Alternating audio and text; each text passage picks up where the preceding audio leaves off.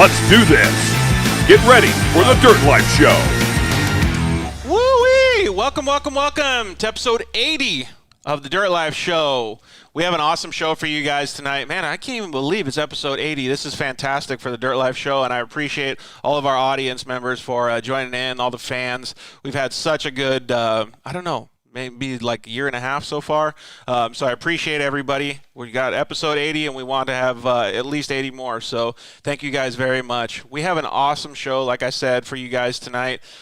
In the studio, right next to me on my left, we got, it's going to be co-host extraordinaire very soon. We got Rob McLogan in. Thank you, sir. Pleasure to be here, man. Thanks a bunch. And if anybody doesn't know who Rob is, Rob's had a long-standing relationship with a bunch of good companies in the industry. Now he works for Liquimoly. Prior to that, he worked for K&N Air Filters, which is also a supporter of Jerett Brooks, who's our featured guest tonight. So welcome, Rob. Yeah, thank you. It's pretty cool to have you in the studio. You live, kind of up the street from us, so it was nice to talk with you a little bit today and have tacos. Yeah, that was rad. Yeah, you just kind of hit me up this morning like, hey, man, we got a scheduling issue. Can you come down and be the co-host? And I was like, sure, yeah, I'll do that. That's perfect, man. So it'll be neat to get a little bit of your story, too. So like I said, Rob has a long-standing, jobs, I guess, in the industry. So it's really cool. And most of the jobs that you do, though, are like marketing type of jobs, right? Yeah, right now I do like a lot of digital marketing and partnerships, like management and stuff for Liquimoly. And with K&N, it was more just like social media. Yeah, so one thing I got to recommend is don't ask Rob for a sponsorship tonight. That's not the way to do it. So you got to email me. Yeah, email him and make it professional. Listen to the whole show, go through the whole thing, understand what he likes and doesn't like, and then give him an email. But yeah, so thank you very much, man. I appreciate you coming on. Yeah, thank you. So tonight's show, like I said, is episode 80, and we have, it's just going to be awesome because it turned out that we had a couple guests cancel, and then Jerett Brooks, who's going to be our featured guest tonight, had some issues that I'm going to let him talk about in his motorsports program. Nothing bad or anything, but he wasn't able to come to the studio like we had planned. Right. So we're going to totally change up the way that we're going to do the interview. We used to do, when I lived in Arizona, we used to do a lot of virtual stuff, like on the big screen with people doing FaceTime calls. But today, we're going to try to step it up and see if we can do an Instagram Live inside our YouTube and Facebook Lives. What do you think the chances are? A few hoops. I mean, we're going to see. Maybe we can make it happen. All right. Well, being a marketing person, have you ever seen anybody do this? I don't believe I have. This will be first. We'll just pretend like we're on the forefront of all this social media stuff. Groundbreaking, man. This is it. First time ever. You're seeing it here. Yeah, exactly. But if we do fail, you guys can laugh at us or talk crap to us and let us know how bad we did. But yeah, so tonight we're going to talk about a few different things with Jerett and also with our other guests. We got Tatum Forrester, young Razor 170 racer, is going to come in or call in and do Instagram Live with us. And Myles Cheek is also going to be doing an Instagram Live with us a little bit later, too. The reason I wanted them to come on and talk with Jerett and us was because Jerett did what he calls Camp Racer. Mm-hmm. And it's kind of giving back to the off-road community, and he's helping teach the new kids. Awesome. So Jerett's a 5-time Shortcourse Offroad Racing champion, so who better to learn from if you want to get into racing, right? That's a fact. Dude, so we're gonna see how Myles did, and he helped out with Jerett at the school. It was really cool to see him out there offering his professional advice, and Tatum did fantastic out there too because he was one of the students. And I even talked to his dad actually over the weekend, and they had a race, and he's like, man, he learned so much just from that one weekend with Jerett. So awesome. We're also going to do some fun stuff. We're going to give you guys the chance to win some Boxo tools. Boxo is an awesome company. You can see this big old huge toolbox behind me. But they are going to give you guys, they have a 122-piece tool set they want to give away. And it's funny because they're giving away a 13-piece 10mm rescue kit. And the funniest part about that is do you know the joke? Every single guy loses the 10mm. Oh, always, yeah. Like, always. Where the hell is the 10mm, bro? Yeah.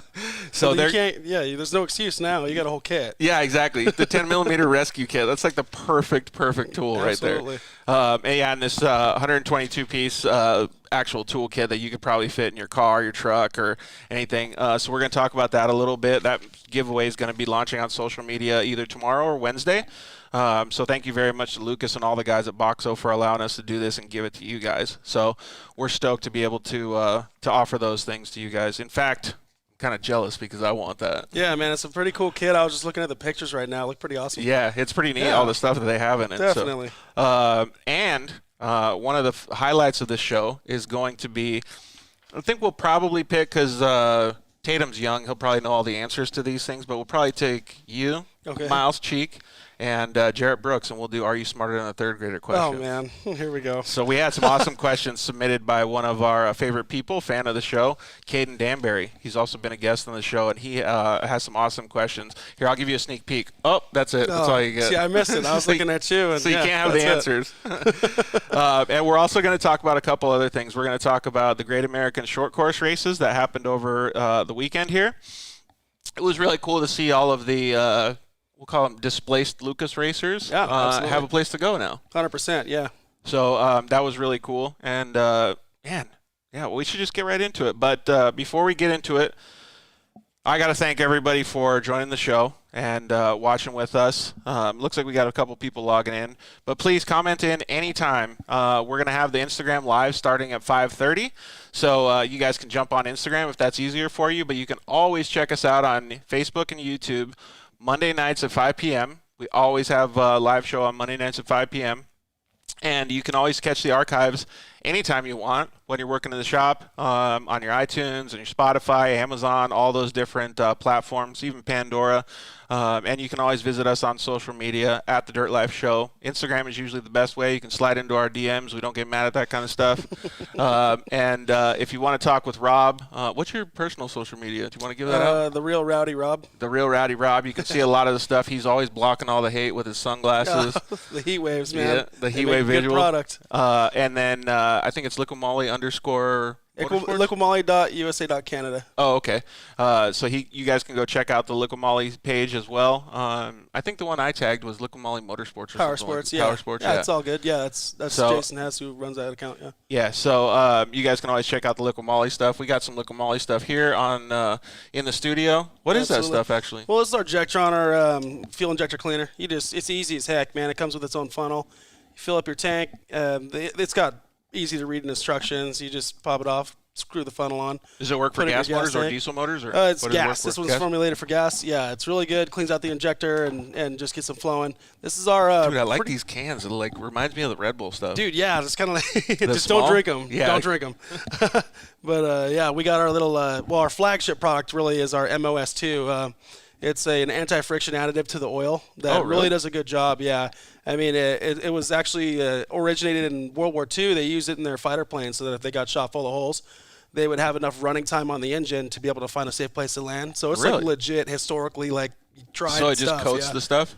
I'm sorry? It coats the engine parts? Yeah, just like light coating and stuff. Yeah, it's just a nice anti-friction additive, and yeah, it's just great stuff. And we got our little shooters for Powersports too. That these are safe to use with wet clutches and oil additive MOS2 shooter. These things look cool, man. Oh, they're rad. Yeah, 1 per liter. So right on. Yeah, that's great stuff, man. Yeah, so you guys should check it out. You guys can always go to Liquimoly on the web, too, and check out all their cool products. But I would definitely suggest looking at their social media stuff. They have even some cool stuff that you might not have seen. That I've seen superbike stuff or street bike stuff. I've seen street car stuff. So I always like looking at that stuff. You know what I mean? Yeah, we cover quite a wide range of stuff. Yeah, it's pretty awesome. Okay, so, and the show has many sponsors that we're really, really stoked to have be a part of us. The guys over at Shock Therapy, I got my Shock Therapy shirt on today, so thank you to Justin and all those guys for always being a part of the show. You can use the code DIRTLIFE at shocktherapist.com, and you can save a whole bunch of money on anything that they make. They make steering racks for your UTV. They make uplinks for your sway bar. They make all kinds of cool stuff, man, and you can always get your suspension done and have their ride improvement system, but use the code DIRTLIFE when you give them a call or on their website, and you can save a whole bunch of money. Thank you to the guys at KMC Wheels. You can see that KMC grenade wheel up here in the Boxo toolbox. That thing is sweet, man. We got the YXZ laced up with some of those bad boys with some EFX tires, so thank you to both of those companies for being a part of the show. we're actually going to have Ryan Edwards of KMC on the show next week as well. So it'll be good to see him and catch up with him, see how he's doing. Thank you to the guys over at Zollinger Racing Products. They've always been a supporter of the show. And like I say, every show, man, they're elevating the game with the UTV products that they make. It's kind of hard to see on camera with that side cover that's machined up there in the top of the Boxo toolbox, but that thing is a piece of art, man. It is built on, I think, a 5 or 6 axis machine out of a solid chunk of aluminum. Those things are just insane. So the stuff that those guys are doing over there is phenomenal. You can use the code DIRTLIFE at ZollingerRacingProducts.com, get any of their products and save some money. Thank you to the guys over at Cryo Heat. Those guys have been doing an awesome job making Pro Mod transmissions. I know that they're working with some people that we actually had on the show. Adam Fitzel, he's going for a land speed record in a Razor, trying to hit maybe 120, 130 miles an hour. And I think cooking. those, yeah, dude, especially in a UTV. Yeah. And he's going to put his wife in the driver's seat.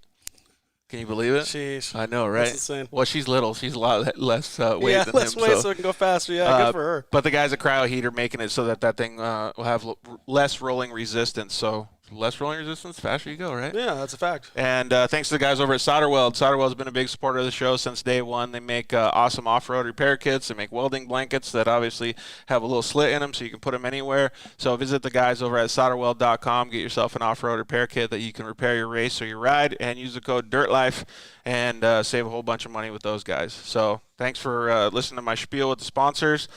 Let's talk about that off-road, or excuse me, that Great American Short Course race that happened this weekend, man. You know about the Lucas races, right? Oh, of course, yeah. From my time at K&N, I definitely am no stranger to that area, and you know, I've spent a lot of time at Glen Helen and stuff, working with guys like R.J. Anderson, Jeff Shelton, guys like that. Yeah, so at K&N, you guys had a bunch of good drivers, right? Yeah, we had some pretty solid guys up there. R.J. won a couple championships when we were running our product back then, and yeah, it was great. That's really cool to see, and that means that you were probably at the races almost as much as most of the racers then, no? You would think, but yeah, not necessarily. Just I would have not as much as I would like to have been. I mean, if it was up to me, I could have been at every race, and I would have never got tired of it. But yeah, I was at quite a few races, yeah, and it was a awesome experience. Always a great time, and it was such a bummer to hear about Lucas, shutting it down. But then when I was actually listening to your marketing episode like 6 weeks ago, yeah, and you had I forget his name, but he was Alex Streiler. Yes, he was getting it all together for this short course series, and I was like, man, that's awesome, because that was the talk, is that what are all these guys in SoCal going to do with all these trucks they've built for racing and no series to race them in? Yeah, especially the little kids, right? Oh yeah, there's all these displaced racers, but it's nice to see. Actually, on that same Alex Streiler topic, John Lewis commented in and said, "And don't email asking for a sponsorship until you've read Alex Streiler's book." Fact. So, actually, you should go check that out. A few episodes, look for that episode with Alex Streiler. He did a fantastic job explaining how to get sponsored and things like that. So, that's a perfect way to say it, John. Go listen to his episode with us, or read his book and check it out. I think he's actually doing webinars now, too, which is really cool. Yeah. But he brings people like yourself and like different marketing people on his webinars, and they say the exact same thing.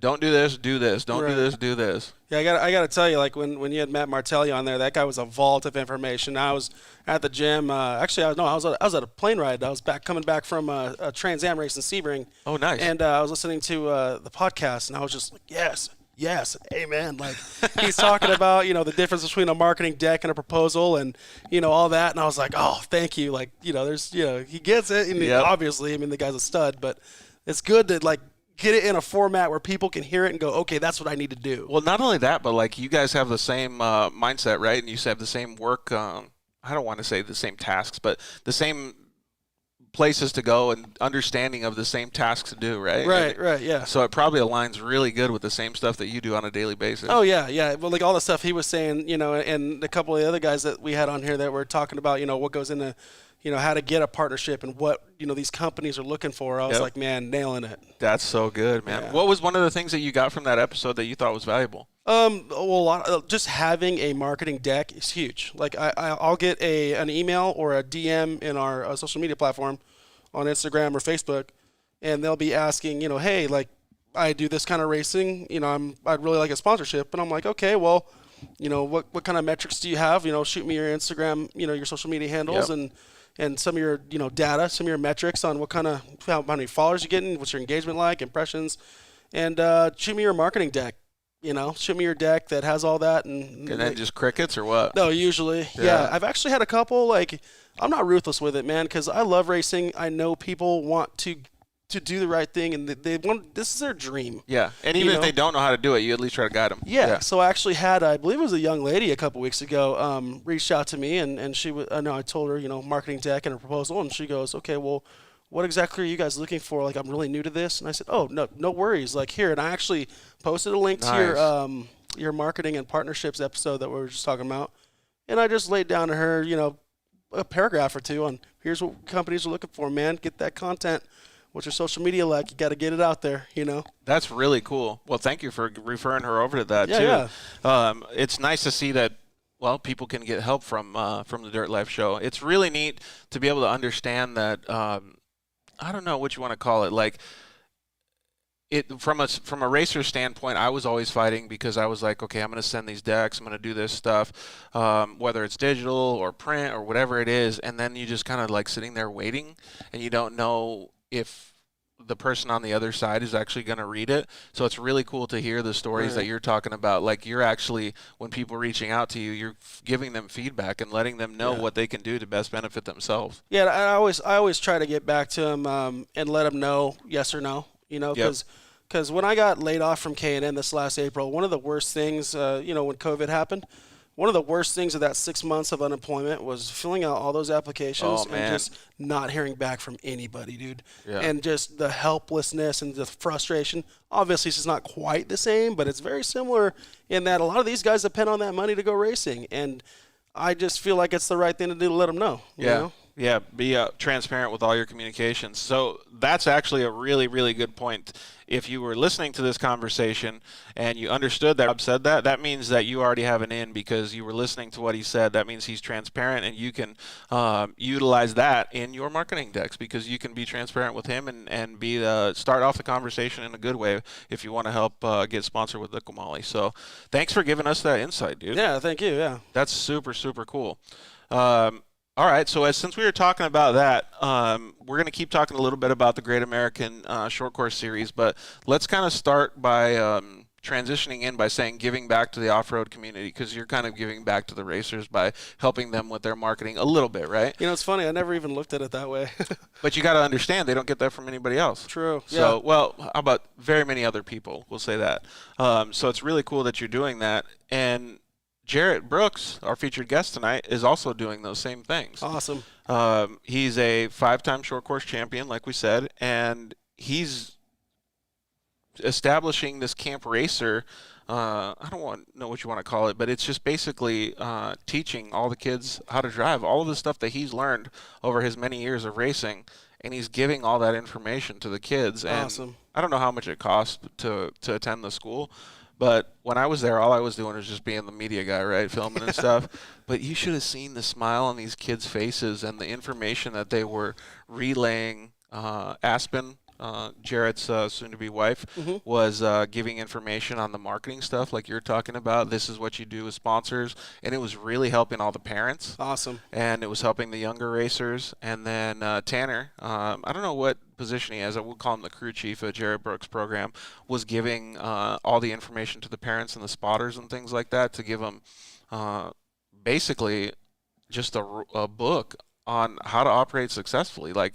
When I was racing short course, I would have loved to have had that. Right. Insider info from the best, man. Dude, it was awesome. like a Bible to be successful. Yeah, that's awesome. Yeah, giving back like that is just so valuable, and it's so great because a lot of these parents, they might not have even grown up racing and stuff. Not everyone comes from racing families, so they want to be able to learn to put their kid in a position to get on that podium. 100%. And I also think there's a lot of well, there's different ways that people do it. Some people don't have enough money to fund their program. Some people, have parents that have money, but they're working on their business, so they don't understand the racing portion of it. Right. There's all kinds of different ones, and it was neat to see because all those parents took the information differently. And Jerett and his team, Aspen and Tanner and everybody, was able to feed them information, answer their questions, just like you are when somebody calls you. Right. Right. That's awesome. I know. It was really cool to see, man. And I love that the kids had a smile on their face all day. It was so cool. Racing will do that. Yeah, exactly. They did it out at this track called TCB Ranch out here in Temecula, or behind Temecula. I think it's Anza. But it was super cool because there's like a short course track out in the middle of the hills. Rad. Yeah, and I didn't even know about it. It's like I've never heard of it. 20 minutes from my house. Awesome. So had I known that, I could have moved here way earlier. Could have been doing all kinds of stuff there, yeah. When you were back racing and ripping it up in your UTVs. Yeah. Oh, well, now I get to go rip it up like a trail guy, but there you go. That's still cool. I still need oil to do it. I mean, shoot. Liquimoly is best in the business, baby. Best oil and additives. And I know a guy, too, so maybe I can get some help, right? Yeah. So Camp Racer was really cool, and I want to talk to Jerett a little bit about what he thought about it because it was their first annual one, and Myles Cheek was out there helping the kids too. I really, honestly, when I was out there, I was thinking to myself, this information is so invaluable or valuable to everybody. I would have loved to have had something like this. I mean, Myles is younger than me, Jerett's younger than me. Mm-hmm. But they know way more than I will ever know because they've been doing it for so long. Yeah, and they've been in touch with those people who also know and who have had a chance to teach them. Absolutely. Yeah. And Jerett and I also have a kind of like a connection that he doesn't know about, but a guy named Brett Carpenter was used to help manage Jerett's program. Okay. Brett worked for a company called Rigid Industries, and now he's the race team manager for Polaris. And Brett's actually who saved my life when I got in the crash a couple years back. Wow. So it's kind of weird, the whole off-road community, how it kind of sticks together. So small. Dude, it really is, right? What's one of the funnest race or events that you've been to in the off-road world so far with Liquimoly? With Liquimoly? Well, actually, K&N, you went to everything. I've only been here 6 months, so for and with COVID, yeah. Yeah, and so we're just now getting started again. So I mean, I can't wait till this next race in Glen Helen. With the Great American Short Course.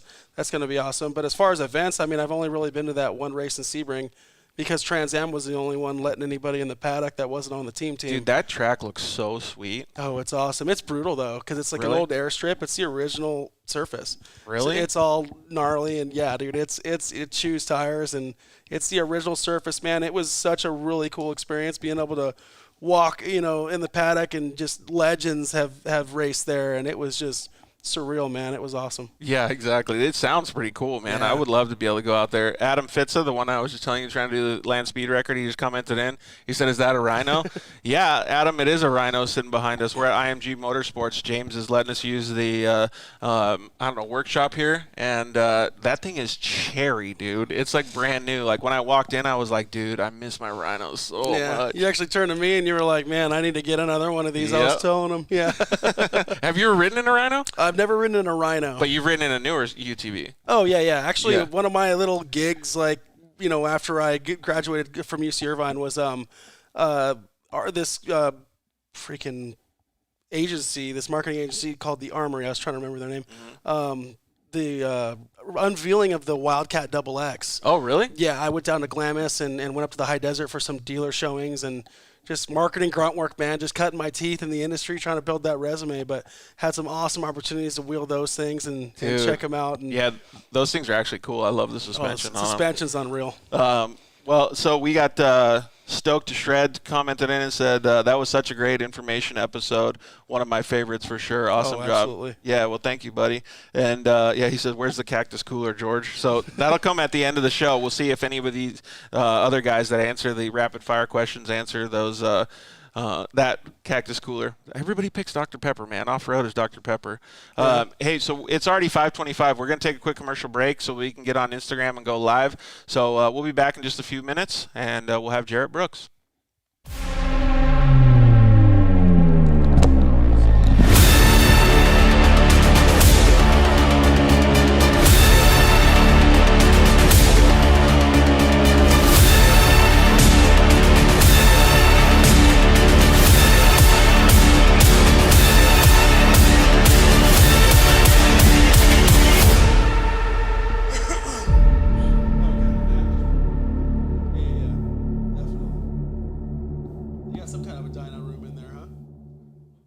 Shock Therapy, the premier UTV suspension tuning company.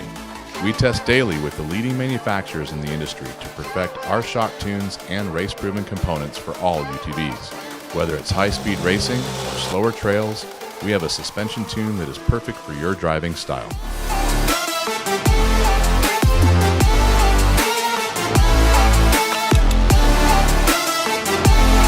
Visit shocktherapist.com to improve your ride today. You ready to test these tires out? I was born ready. Let it rip.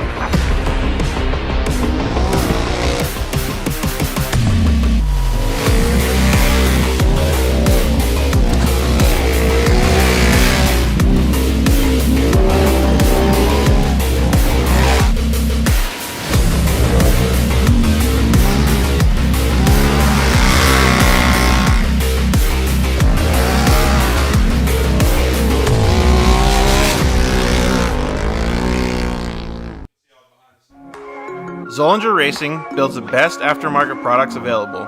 Products for your UTV or snowmobile, including billet radius rods, billet tie rods, billet steering knuckles, billet steering racks, alternator kits, and much more.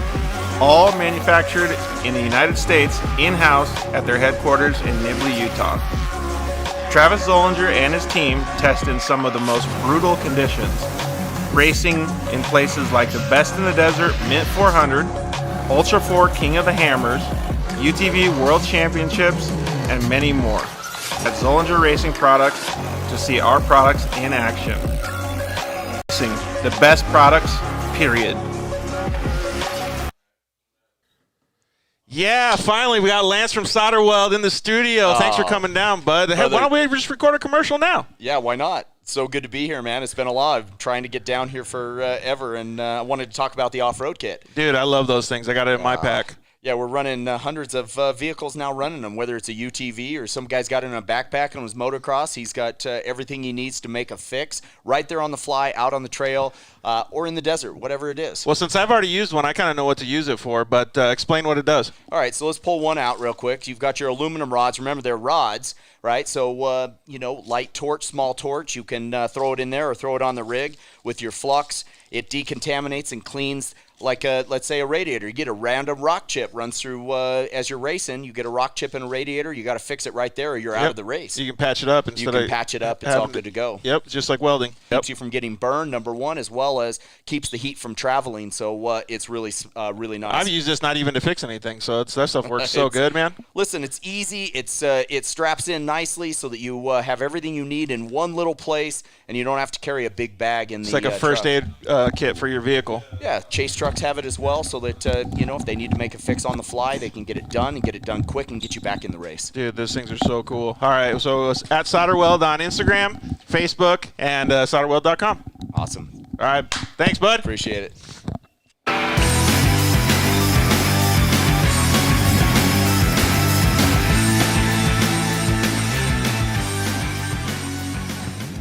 Yeah, we are back. Thank you so much for you guys joining us. We got our Instagram live way up here. You guys won't be able to see it, but we're going to try and get Jerett Brooks to join in just a second here. I might have to get up and not be sitting in my seat just the whole time here.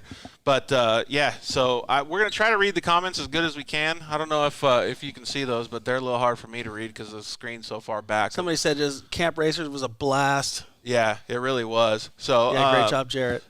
He did a good job, man. I still think it's so awesome that he was able to get all those people out there and have such a great time with everybody. Let me see if I can actually add Jerett in here.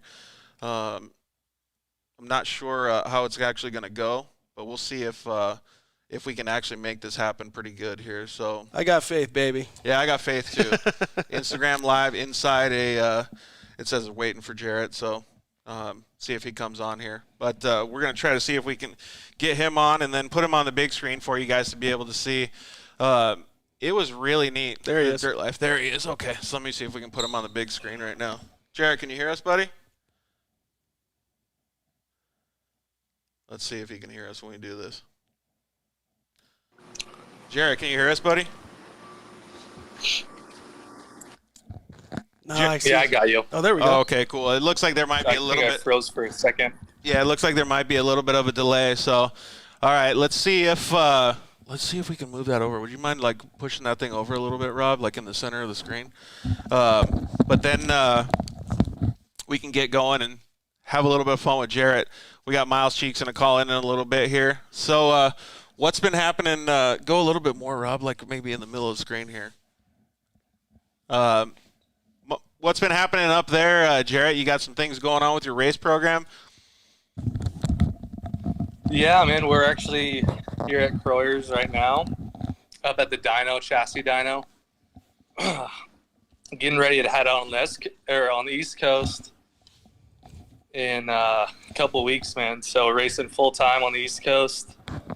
Pretty gnarly. It's a lot of work that we really weren't expecting, but got a good team and gonna go for it.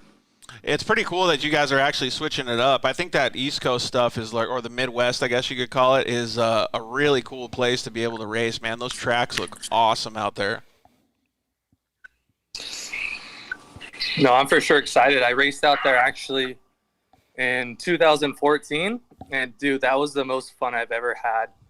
It's a full different lifestyle over there. The tracks are totally different. The fans are into it.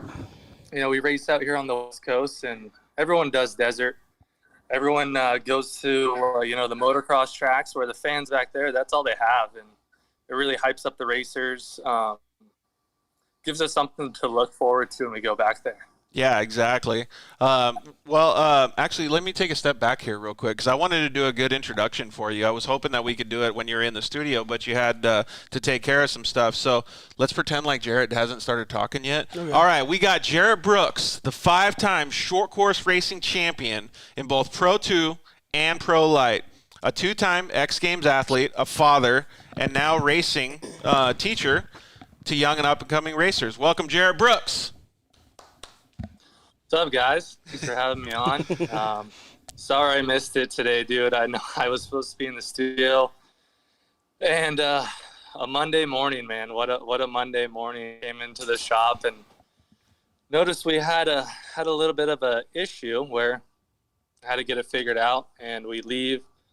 We go back on the East Coast to race full time starting in June. We go back there second week of May. So had to get stuff figured out and, just had to get this race program figured out. So we came up to Croyers, figured it out at like 9 o'clock this morning. We were supposed to come tomorrow in dyno, but we're up here. We got Matt and Kevin and Tanner tearing off the manifold right now and resealing the thing. So just trying to, be as prepared as we can for this year. And we need to start testing soon. We haven't tested since the end of last season, so we haven't tested since I haven't drove the truck in like 6-7 months. Oh wow, really? We got it's been a while. I actually was able to drive my old Pro 2 last weekend at TCB Ranch, and that felt good, man. That was so much fun getting back into a Pro 2 and wheeling my old Pro 2 around. It was so much fun. Dude, I bet. Plus that track looks cool because it's got those little different elevations and stuff. Yeah, no, that track's actually really sick, man. That TCB Ranch, those guys do a rad job at prepping the track. And it's actually like pretty similar to like an East Coast track because it's tight, but then you got long straightaways and it's a super soft base of dirt. So, I mean, it's a pretty fun track if you just want to go out and go do some laps for cheap because you go to Glen Helen, it's pretty expensive to rent. Obviously we do race there, so that's why we like to test there. But it was cool to go to somewhere else and, that for this year, we're not even going to test at Glen Helen because we don't race there this year. We're going to go back on the East Coast and go test some tracks out there. And, driving these trucks and testing these trucks isn't cheap. So every time we run the truck, it's pricey. So that's why we want to go test on a track. We're actually going to be racing at a track I haven't been to and just try to prepare as best we can. Yeah, absolutely. We got a bunch of comments coming in. It's a little hard for us to read them and see, but if you guys, if we didn't answer your comments on the way while we're going through this, you guys can always jump on Facebook too because it's a little bit easier for us to see because we got the whole setup up here. But you're more than welcome to stay on Instagram. If we don't answer your comments, please just keep hitting us up. You can hit us up in the DMs. You can always ask Jerett comments later as well. So, man, it was really cool to see that you were giving back to all the kids at that Camp Racer, man. Like, You and I had talked probably, I don't know, 2-3 months ago. You had to reschedule it a couple times just because COVID BS and things like that. But when I saw the smile on the families, like the moms and the dads and the kids, brothers and sisters, everybody, and then at the end of the day, you, Aspen, Tanner, everybody on your team, it was phenomenal. Like, I was like, holy cow, this turned out so much better than I think anybody expected. Yeah, for sure, man. Thank you for that. It was more of Aspen. Aspen really wanted to, she loves kids, and, I obviously love kids now too, but, it was her idea to put this on, and had to envision. I'm like, okay, it sounds cool. We'll do this. And then once you get into it, when you start thinking about, okay, how am I going to make an impact on these kids, and what am I going to do different? I actually went to a camp when I was younger. I went to the Kyle of Duke camp, and it was me, Sheldon Creed, Myles. Dude, there was a bunch of big hitter kids, and we just went there for fun, and it was a blast. I still remember to this day, and that's kind of what I wanted to make for these kids, but I wanted to go more extreme. I wanted to, obviously I had a lot of help. So thank you to Tanner, Nick, Aspen, Garrett George came out there, video. TCB Ranch was awesome help, and they did a phenomenal time with the track. So, just to get into it, we started out this camp, had it envisioned. First of all, I wanted to do a 2-day event because a lot of people wanted to come from Arizona. So I'm like, okay, I got to make it worth these parents of coming out. So I was doing a 2-day event at Glen Helen, and then the price range was, I don't know, I didn't want to do like a backstabbing price range to these parents. So I'm like, you know what, it's too expensive. We're going to do it at TCB Ranch. They're local. I want to get their name out there. I like helping small tracks and small businesses. So I'm like, let's do it there. It'll be more fitting for a 170. So we had it planned. These 170s legit race every weekend. So trying to find a set date where they're not overlapping races was a mission. So dude, they're pretty we found a hardcore. date. Yeah. Of course, that date got rained out instantly. I'm like, dang, man, we had all this planned, and now it got rained out. So then I'm like, I honestly thought it was going to be over. I really thought the camp was going to be canceled. And then next thing you know, I had to put it for Easter weekend. I'm like, dude, what parent honestly wants to come out from Arizona on Easter weekend? Like, it's not Easter, but it's the Saturday before Easter. And wow, everyone stuck by me. Like, every parent was like, no, we're in. I'm like, wow, that's cool. Awesome. That was cool for us. So, a lot of time went into this. I wanted to make this camp not just racing. There's so much more that goes into racing. I mean, you could win every race out there. And I mean, if you're not, I wanted to show these kids, like, racing, nowadays, like, social media and all that stuff is so important. I don't want to get into everything that I went through, but, I want to keep the kids that went to the camp, they know what they learned. So we're going to do more of these. But so Myles Cheek and I were on the track teaching these kids. So we had 13 kids. So we split them into groups of 4 to 5. So one group was with me on the track. Then the other group was with Aspen. So I didn't want any downtime for these kids. One group's with Aspen, learning how to talk on the podiums, talk on interviews. She did all the works hosting.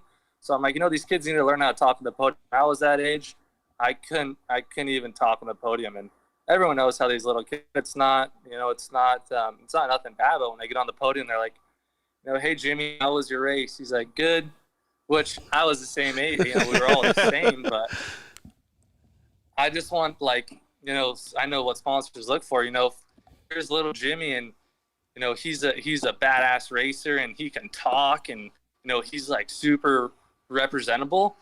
Dude, those are the kids you want. And, if all the other kids, they're all awesome too. But if they can win races, but they can't talk, all the sponsors want, like, a little kid that's just a little badass that can talk and, be representable. So Aspen went over that. And then Tanner, the other group, kind of went over car setups. Like, obviously these kids, they work on their cars a little bit. When I was that age, I didn't really work on my cars and really know anything about it.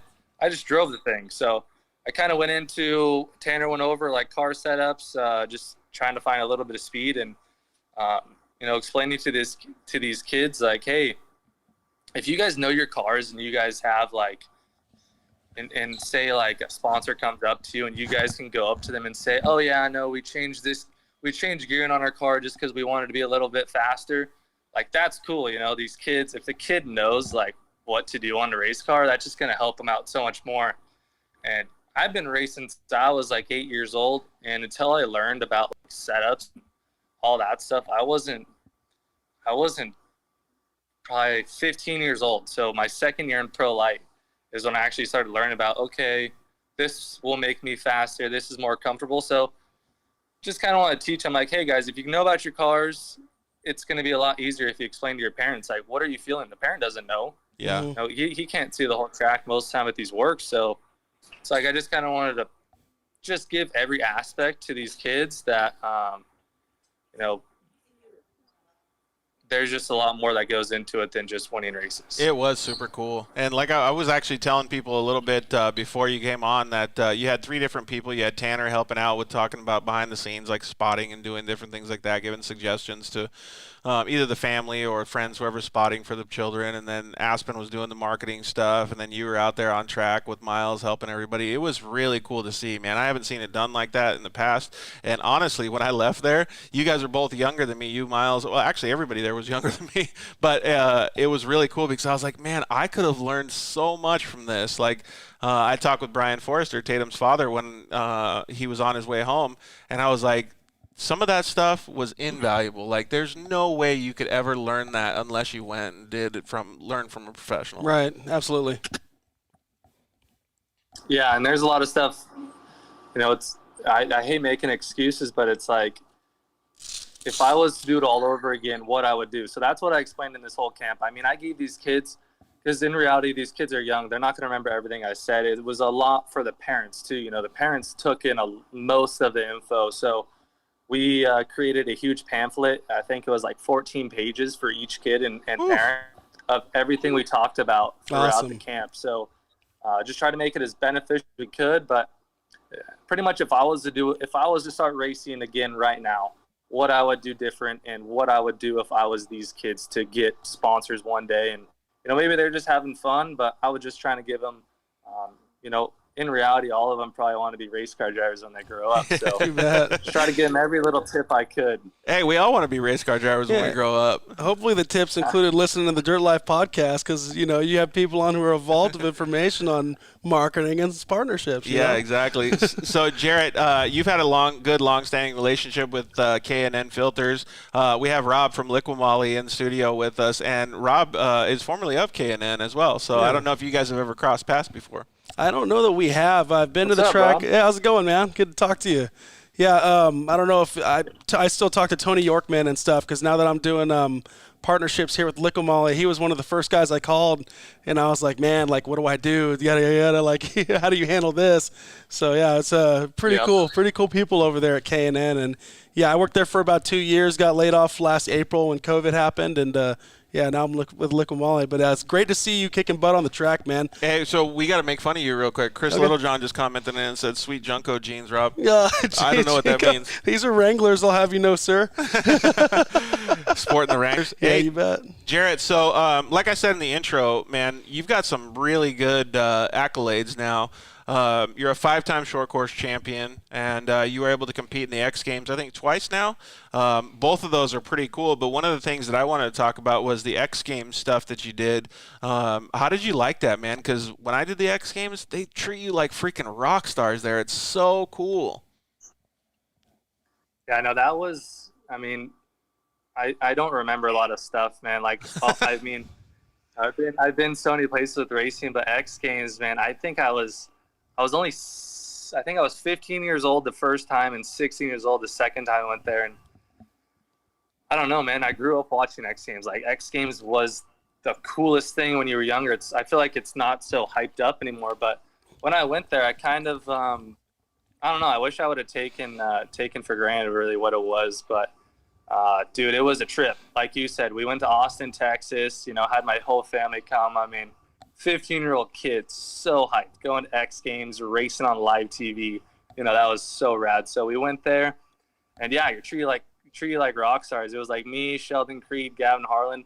We'd go over to like the like a athlete lounge, go over hang out with all the other athletes. It's like, holy crap, that guy's a full Red Bull kid. You know, we actually went down and stood on the half pipe when they were competing. Like, nice. Dude, we got full backstage and all that, and then when we went out and raced, it was it was tough because that was the same year the rally cars were there. So they had the track super dry slick, and it was, I mean, dude, it was like asphalt, but so slick.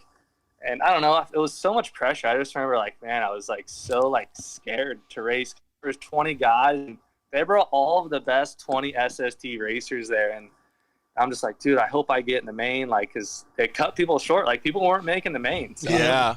No, I'm so scared if I'm not going to make the main. And we made the main. I remember I was running third. It was just a chaotic race. I still remember it. We got spun out, made my way through the pack. I know we were running in third. There was like 2 laps to go.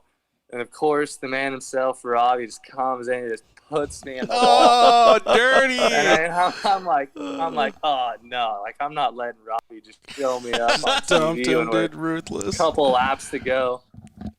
And then I tried to get him back, and I didn't get to him. But that was cool. I pulled off a 4th for my first year.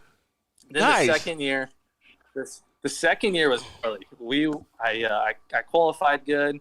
Came into the first heat race, and next thing you know, I'm going at it with Abdali Lopez, and that guy, he don't mess around. When you're going against him, it's like gloves off. Like, oh, really? Like in my truck. Oh, dude, I've never had any more like gnarly battles where, I mean, dude, that guy throws gloves out. Like, so I just remember I knew we were in the heat. I had to finish second. There was like 4 people in my heat. That was the year Travis Pastrana was there. Ricky Wallace was racing. A lot of the big hitters. So BJ Baldwin. So I'm going at it with Abdali, dude, and we're going for that final transfer. And in the air, we're making contact. Next thing you know, we come into the turn. I rub on him. He rubs on me. Next lap, he just parks it into me. Oh. Next thing you know, I don't even know if I still to this day, I don't think we got hung up. He never lifts, and I'm trying to get on the track, never lifts. Takes me, dude, at least 300 feet off the track into the tire barriers. Because he stayed full wooded when he was smashing into you? Oh, he's wooded. He's wooded, dude. And we're just stuck in the tire barriers. I'm just like looking at him like, oh my gosh, dude. And I'm like shaking, I just like settled on like, holy crap, I'm shaking right now. It's obviously live TV. Like, this is no joke. And he's 15 or 16 years old at the time. Like, holy cow. Can you imagine? Just got dumped and just slammed into the wall. Yeah, so somehow we got out of there, got in reverse, kept going, and I got the final transfer spot. It was only two. I think there was like 6 heats. But here you go. Yeah, it was sick, dude. I think that year we were running 4th again, and then broke an axle, and then it got red flagged. So I think we got 5th. So it was cool. I wish I could do it again. Those SST trucks, dude, those are a blast. They look super scary, fun. Though. They're scary. Brett Carpenter commented in and said that was a fun battle. He remembers that. That's neat that you were able to go through that. Like, I did it in 2008, and I did it on 2 wheels. But man, I just remember leaving there like. My race had all kinds of different events and stories like what you're talking about. But I remember leaving there and going, there's no way that I could ever go to another race and feel that important in my life. Right. Because they treated you seriously like you were the only person on the planet. It was so awesome. Like, there was nothing like – they didn't roll out a red carpet or anything, but it felt so good. Yeah. Like, everybody knew your name, like all kinds – it was badass, man. That's awesome. And I've never had that treatment ever. So – for any of the race organizers, copy that same business model. 100%. When you left there, were you just like, man, like, what can I do to get in this series? Or were you like, all right, I'm ready to go back to short course racing. Now I've done some serious battling underneath my belt. The SST is a full different breed, man. And you try to drive it like a Pro 2. It's the weirdest car you ever drove. Like, it's the slower you go, the faster you go. In reality, like, you want to go fast, but they're just really hard. Robbie makes them really hard to drive, where that's why I like driving them. I mean, when he goes to the dirt, I love the dirt. It's like driving a Pro 2, but you're obviously in a truck, but it like soaks up stuff better than a Pro 2, and they're really hard to drive. You have to use that handbrake, and they're always on 3 wheels. They're super sketchy to drive, and when you get the feel for them, they're better, but they're very unpredictable, and that's why Robbie likes to drive them. And You for sure, the more seat time you get, the better you'll be. So it's like, hopefully this year, we actually went to Storm Stadium like 2 years ago. That was sick. They sold out the stadium, and it was badass. I mean, it was like you're racing in a full crowded stadium, and I think he's going to go back there this year. So I'm trying to get my foot in the door and go back on the dirt at Storm Stadium. That's cool. I can't see who the comment came from, but they said hats off to you for putting that Camp Racer and giving back, man. That is really cool that you did that. John Lewis commented in and said X Games is rad. He was there as a mechanic in 2013, and he even got the treatment. Yeah, so it's pretty cool to see that. Hey, so do you have any questions for Jerett as far as his short course racing career? Because he's had some serious battles, man. Yeah, who would you say was your toughest competitor over the years? Who's actually just give me a basic top 3 guys that you look at and you're just like, man, I know it's going to be brutal. Yeah, I would say just I started racing in 2008 in trophy carts, and my family knew nothing about off-road. No one in my family ever raced, and we showed up to these races, and I always looked up to Rob Mack, looked up to Deegan. I was in junior on trophy carts watching these guys race Pro 2s, and I would say since I got in the Pro 2 class, never would have thought I would ever race Pro 2 in my life. Once I got into Pro 2, I'm like, holy crap. But I would say the best battles I ever had was probably my first race with Bryce Menzies. Bryce Menzies, I never really thought I would ever kept up with him. And clubs were off first race. I'm like, I'm going for it. I'm going for the win. A little bit of door banging. Even when I look back at that race, I'm like, holy crap. I didn't even know what I was doing in Pro 2. I was not even, we had a decent truck. I don't think we had the best truck, and we won the first race. And, Bryce Menzies got hooked onto me, and then he took out the Gecko lap. I got a flat tire with Rob McCachran, Jeremy McGrath behind me. I mean, that was cool. And then pretty much after that, since then, I've always had super gnarly battles with Deegan, McGrath. But I would say the guy I like to battle with the most is Rob Mack, just because he's still the baddest dude in off-road, and he'll race you clean, he'll race you hard, and it's cool to race. It's cool to look back and I used to watch him on the track. I was legit in junior one trophy carts at 10 years old watching Rob Mack, and always been my favorite driver. Still probably my favorite driver, but I'm racing against the guy now and going at it with him. Dude, can you imagine That's awesome. Jerett's mental attitude, when he's going around the track, let's just say he's pitching it and he kind of slips up and goes up the berm a little bit, and then Rob Mack dives down. He's probably like, oh, Jesus. Yeah, here we go. Here's my guy. He's coming in on me. Oh, yeah, dude. Brett Carpenter also said that the best race that he ever or that he looks back on is your first Pro 2 win. What do you think? Yeah, Brett was actually my sponsorship, or my manager at that time. So, dude, we came in. He was finding all my partners and sponsors, and that year we came out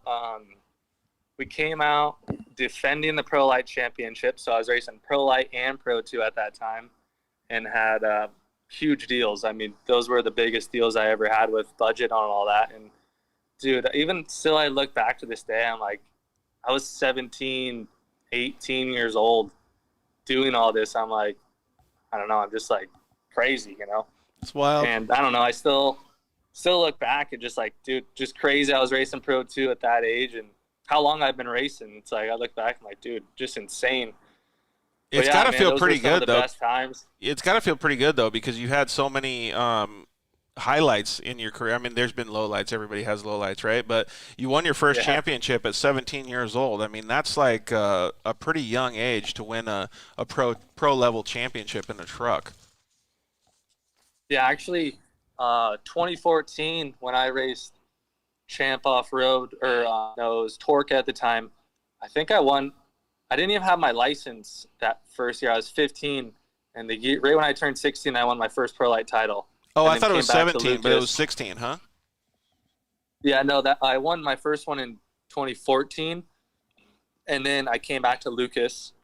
I got second in the championship in Pro Light. Then the next 2016 and 2017 won the Lucas title. Dude, that's so crazy. Can you imagine not even having your driver's license and already having a vehicle championship? Oh, it's unreal. That's pretty cool, man. I mean, like, a lot of dudes do it on two wheels, like Right. amateur championships at Loretta Lynn's and things like that. But this is a total different aspect, man. It's like, man, what did you think when you reached those championships? Were you because you did it before Sheldon had his championships, right? So when I got into off-road, Sheldon was kind of like the young gun, but you were just ahead of him, right? So Sheldon and I both won our championships the same year. So okay. I won the East Coast championship, and then that same year he won the West Coast championship. And me and Sheldon are still, super good buds to this day. And I would honestly say even like I started racing. Funny story. When I first went to my first race, I met Sheldon, and Sheldon knew nothing about the kid. And I just remember that day. We were over there, first day we met, we're over there wrestling, have each other in arm bars, throwing each other on the ground. To this day, man, if we see each other, all he wanted to do was, hey, let's wrestle. Let's wrestle. Let's wrestle. Dude, that's funny. I would say from day one, man, me and Sheldon always have been going at it. And those are the best times. We worked our way through Junior 1 trophy cart all the way up to Pro Law.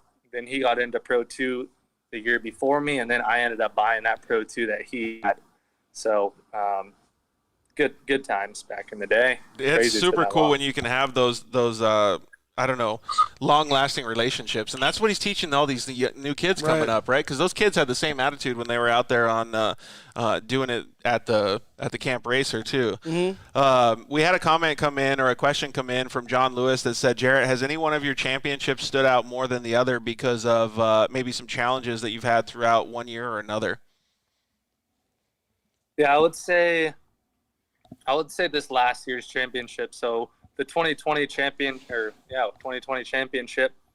was probably my most favorite because we were able to build our own Pro 2. I hired on Tanner Stevens and Nick Tenbruin full time. Built my full shop. So that was rad. All Bailey industrial tooling, lathes, mills, everything. We built this truck from scratch, and awesome.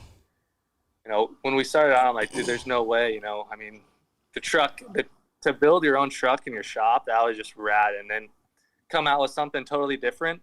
I feel like that was the coolest part because a lot of people, when I was posting photos, I mean, there's always people that say, that won't work, this won't work. And we came out, we didn't race it the full season because it wasn't done, but we started, 3/4 of the way through. And I would just say that was the most awesome because, we're all young. I mean, my crew chief Tanner's he's 30, Nick's 27, I'm 23. We're all young guns. We all want to win, and we put so much work into this new truck, and it's bad to the bone. So I think by far the 2021 was just because it's always been a dream of mine to have my own shop, my own crew, and to build a truck in house. I mean, that was gnarly. This is nothing like anyone else has built. We didn't buy this truck off of someone like. No, I obviously didn't build the whole thing. I'm not like a perfect fabricator or welder, but I did some welds on it. I built some parts, built some panels. I didn't. I did some work on the truck, so it's not like they did everything, but they did. Probably 95% of it. That's awesome. I love hearing that though, dude, because when you get that level of commitment into your program, it just makes everything else feel that much better, right? I remember we have spent countless nights in the garage. Like, I've never welded, I've never been a fabricator, nothing, and I built every single one of my race cars except for 2. Yeah. So it's crazy to see, and when somebody at his level, because I was just in UTVs, right? But at his level, being a full professional team, that's got to feel pretty dang gratifying, Rob. And just from a leadership standpoint, I mean, you get your whole team to really buy in when the guy who's in charge is really getting in there, doing his own welding, doing his own work, doing his fab stuff. I mean, it's a lot more encouraging to buy in when you're on a crew where the leader and the driver is really just in there with you, elbows deep in this thing. But how late was the nights that you guys stayed at the shop, man? You guys must have spent a lot of time there together. Yeah, for sure. I mean, when we first started building the truck, like frame rails, cab, and all that went quick. I'm like, dude, we're going to be done with this thing in no time. Like, we're killing it. And then, so man, all the little stuff that counts is always. Like tabs, just the little trick stuff that we had to build. I mean, we did we did honestly so much stuff one-off. Like, I mean, the hubs to the rear end to the, we built all the A-arms, just legit everything, like the motor mounts, obviously the motor mounts, but we had Chuck and Myles from CMI do a lot of trick stuff to mount the motor. Like, I honestly don't even know what stuff you can buy. You can buy like a rear end that we have, and I don't know. I mean, that's awesome. There's a lot of trick stuff on here that you can't buy. And if you want to buy, you got to pay the price. And you can't buy the knowledge that he has to make those trick components, right? Fact, yeah. The only part that sucks is, man, if you break or tweak any of that, it's a lot of hours you got to go make another one. Yeah, so that's actually what we've been doing in this off season. Since we are racing on the East Coast, the toughest part about this whole thing is we obviously have a shop here. We're set up. We have everything. And right. We start racing in June, and we don't, we race twice a week, or twice a month. So it's not like we can drive the truck back, drive it back and forth. So we got to set up shop out in Antigo, Wisconsin. So we're not going to have a shop. So this whole off season, we've been building spare parts, get everything spare. Because last year we really didn't have any spares. We showed up to the track with our truck. We brought our spare truck because it didn't sell yet. So we showed up and just kind of crossed our fingers. And we had a few issues with just new truck blues, but we knew we were kind of expecting it was going to happen. So this year, we pretty much have almost a spare of everything. Stuff can still happen, but we try to come as most prepared as we could. My guys built this spare cart rack where it has a rear end, front A-arm, spindles, axles, and it's all on a rolling cart. And dude, it is so sick where you just roll it in the hauler, roll it out, and just try to be as prepared as we could this year, which it's going to be hard this year because we do race twice a month. I live in California. We race in Wisconsin all the time. So it's going to be hard being away from the family. And, the thing that makes it worth it is fans. Like, the fans back there make me want to race back there. They're so amped that we're going to go back there. You just feel important back there. That's super cool that he's thinking that. Yeah, I've heard that about Midwest racing. That's why big tracks like Crandon are so huge, because they just get the huge crowds and they're just ravenous and just awesome. And even when I worked for the NHRA, Brainerd, Minnesota was one of the big tracks. Really? Fans came out and it was like nuts. Yeah, it's so grassroots out there. The only place I've ever been is Wheatland, and it was just like that, man. They couldn't get enough of talking to everybody. Yeah, I've heard that of Wheatland, Missouri too. Yeah, that track I hear is a great track. So Jerett's going to have a lot of fun with the fans this year. It'll be cool to see your program elevate like that, man. It's really neat to hear you talking about how much work you're putting into it. And like right when you said, the rolling cart with the spares and stuff, I automatically start thinking about like Supercross and motocross, because like all those big teams have all those factory parts and like all that. Do. It's so cool to see that off-road teams can put that much effort and get that much value out of their program. Oh, yeah. Yeah, you bet. You tried to. Tried to. Well, I guess you're kind of I don't know what you want to say, but that's on the leading edge of everybody that's doing the short course racing, because off-road is off-road, right? But there's some people that are doing it really well and some people that are doing it well. And it seems to me like you guys are starting to do it really well because of all of the things that you've learned in the past. Yeah, for sure.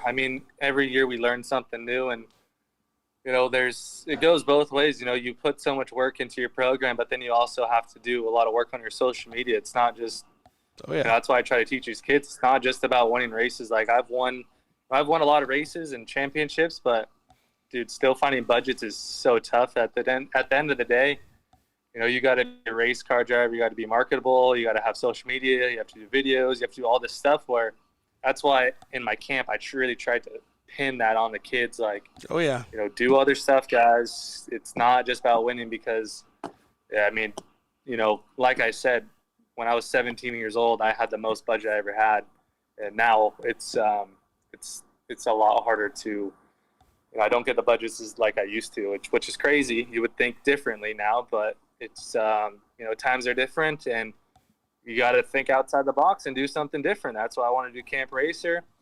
Bring in some other kids and try to teach them stuff, and try to promote myself, promote my team, that we're willing to help people. If people want their truck setups and tips, even with Pro 2s, we'll help them. I I like to have as most competition as I can. You know, that's why we're going on the East Coast. There's competition. There's going to be like 25 Pro 2s. And that's what people want to see is a big car count. You bet they do. Yeah, Dude, more competition. Not to mention, how amped are you to have freaking 20 dudes on the track? That's sick. I mean, I'm amped just because, like, a lot of my buddies around here, you know, they see short course and, you know, they don't care. They don't really care about it. They know about it. They're all into Supercross. But when they see short course, they're like, dude, how many guys are on the track? Like 8 guys, 9 guys. I'm like, well, yeah, they're all fast. Like, they're all badass dudes. Right. But it's like, I don't know. It's not as cool when you're racing 8 trucks versus 25 trucks. Dude, it's going to be Myles. It's going to. What's up, Myles? How are you, buddy?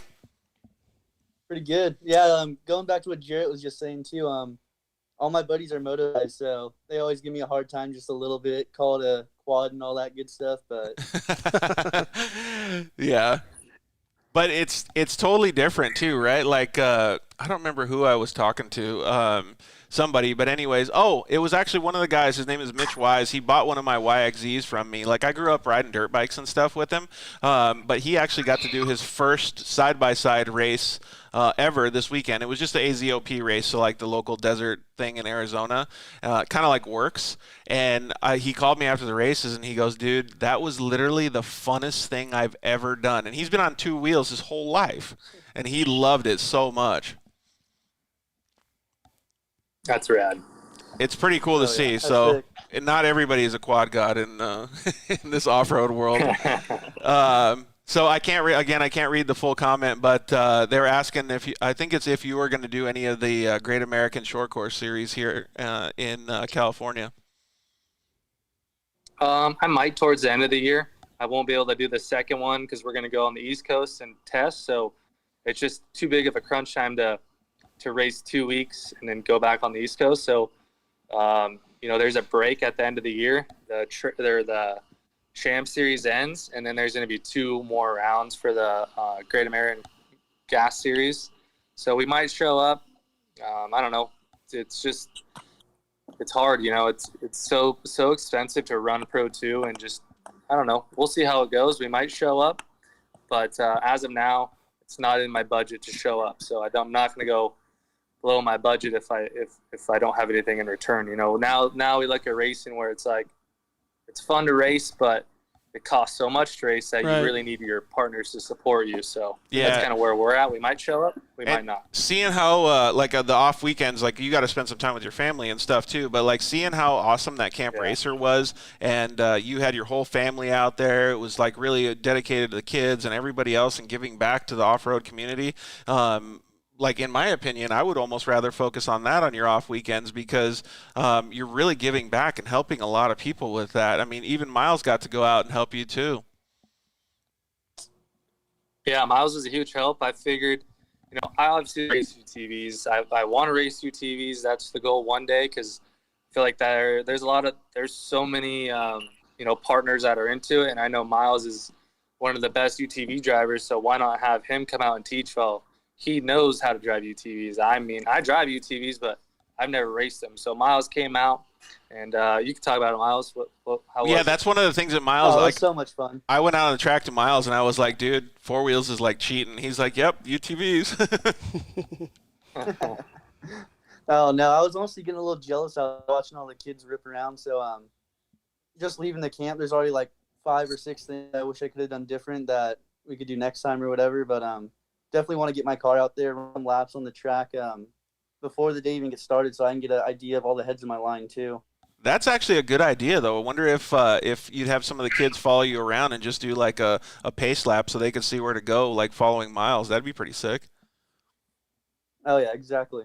Hey, so Jacob Delzer just chimed in and said, who was or is your favorite short course racer to race against? Jacob, he actually already answered that question about 15 minutes ago, so hit the rewind button when this thing becomes an archive, buddy. It was Rob McCachran. Don't you wish you could race Rob McCachran too, Myles? Oh, yeah. That's one of the things that I wish I could have done is race Pro 2 back in the day, especially against Rob and Marty Hart, all those other legends of the sport too.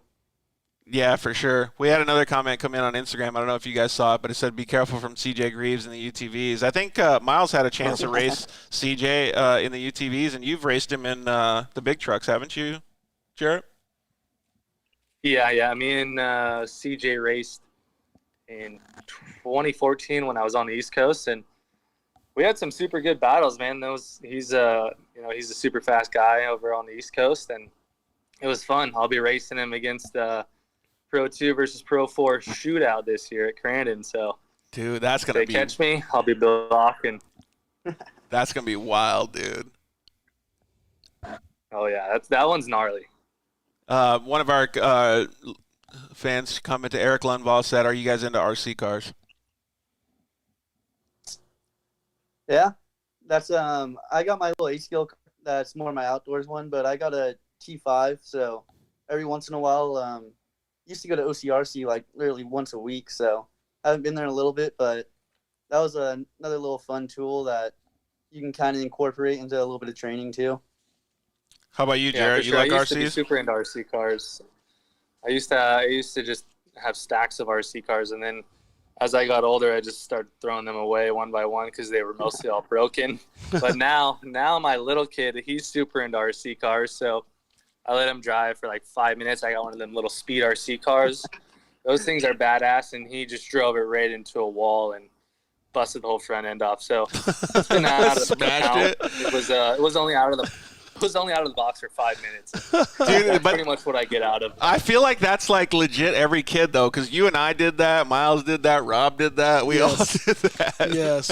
Yeah. Oh yeah. Keegan Kincaid commented and said, "Rob will be back." So Keegan, actually, Rob's going to come on the show just after San Felipe here. So we're going to talk to him and see what his plans are. So stay tuned for that. All right, guys. Hey, so I still want to have like a whole bunch of conversation with you, Jerett. So I think what we should probably do. What do you think? We should get Jerett Brooks back on the show. 100%. Yeah, he's great. So I think he should be in studio one of these days when he gets a little bit more free time. But I got a secret for you guys. I don't know if I told you. I told Rob.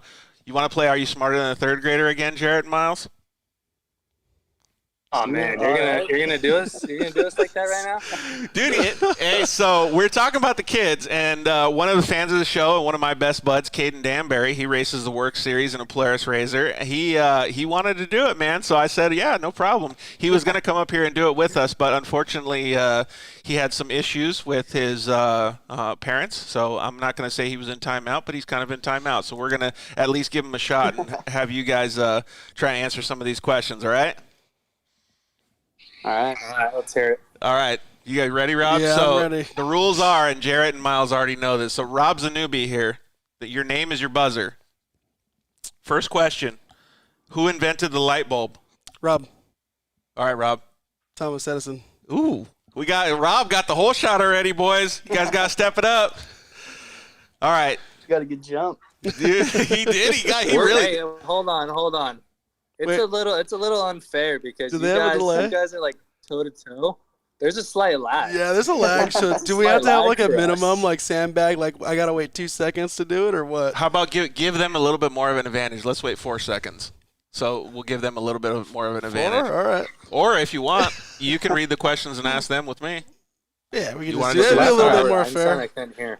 All right. Thomas Edison. All right. I So was gonna get it wrong too, probably. Rob got demoted. He's going to be a host just like me. So it's you two against each other. So go ahead and ask question number 2. All right. Gallon of water weighs how many pounds? Oh, what did you say? A gallon of water weighs how many pounds? Oh, Myles, 16.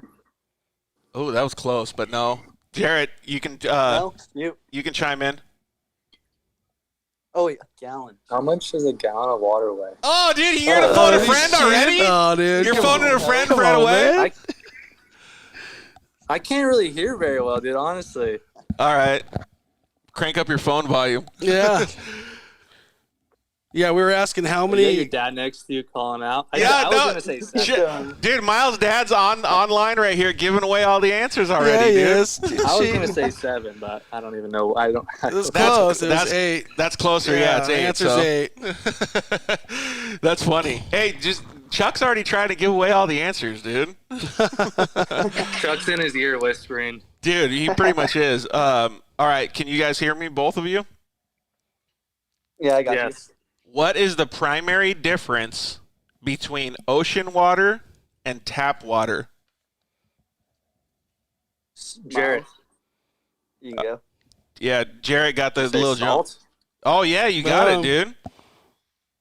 Go to question number 6. All right. I for sure thought I was getting that one wrong.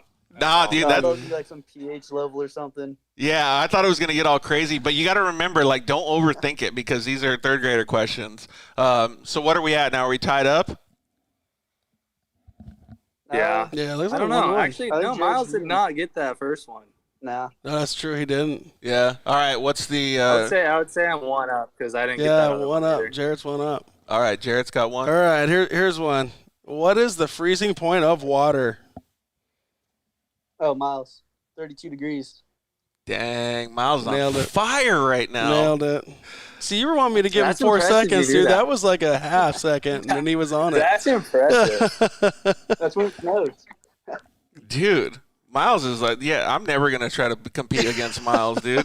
Hey, when we played Are You Smarter Than a Third Grader at the track, you won against Trevor Layton, right, Miles? Yeah, I think I barely beat Trevor. Dude, I think Miles is probably he's going to be like the Are You Smarter Than a Third Grader champion at the end of the year. Oh, yeah. We'll have to make a trophy or something for that. All right. Well, PRP actually wants to start making trophies for the Are You Smarter Than a Third Grader, so we'll see if Aaron Wedeking wants to give us some trophies. Okay. Next question. Oh, of course. What is the force that causes objects to fall to the ground? Miles, gravity.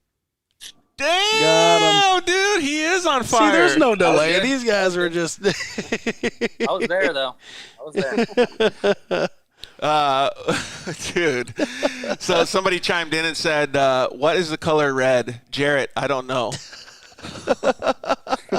Who is that? I don't know who it is. C.H. Arley or something I can't like that? see that. You don't from got to here. blow me out of the water that bad. Do you know that, dude? Charlie Stone's shade.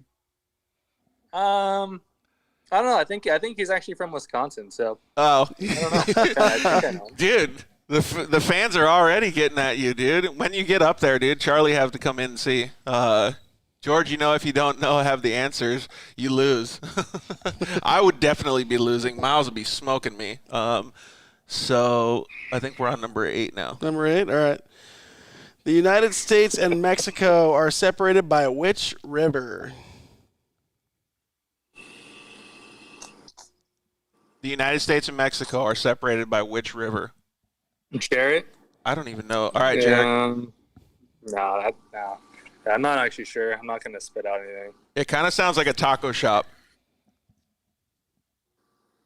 I was Sounds like a what? I was saying like Colorado's close, but I don't run anywhere near there.